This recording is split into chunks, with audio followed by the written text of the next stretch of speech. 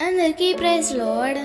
మే 29 ఈరోజు దేవుని వాగ్దానము. నా దీవెన మీకు కలుగునట్లు ఆజ్ఞాపించెదను. లేవి కాండము 25వ అధ్యాయము 21వ వచనము. ఎవరైతే దేవుని ఆజ్ఞలను హృదయపూర్వకముగా అనుసరిస్తారో వారి జీవితాలలో ఈ వాగ్దానం తప్పకుండా నెరవేరుతుంది.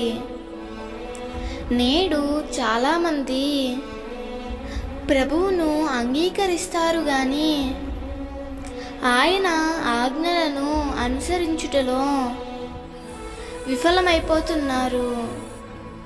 దేవుని దీవెన నీకు కలగాలి అంటే ఆయన ఆజ్ఞలు హృదయపూర్వకముగా సంతోషంగా నీవు లోబడి అనుసరిస్తే ప్రభు దీవెన తప్పకుండా నీకు లభిస్తుంది.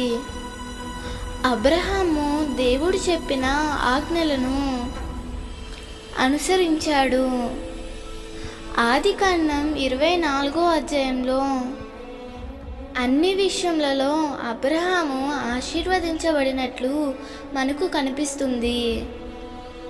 కారణం ఒక్కటే, అబ్రహాము అన్ని విషయములలో దేవునికి లోబడి జీవించాడు గనుక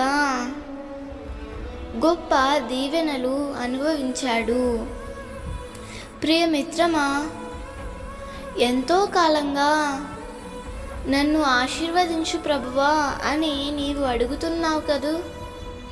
ఆశీర్వాదం లభించాలి అంటే, దీవెన నీవు పొందుకోవాలి అనుకుంటే హృదయపూర్వకంగా దేవుని ఆజ్ఞలకు లోబడు. తప్పకుండా దేవుని ఆశీర్వాదం నీకు కలుగుతుంది. దేవుడు ఈ వాగ్దానము నీ జీవితంలో నిశ్చయముగా నెరవేర్చునుగాక. ఆమేన్.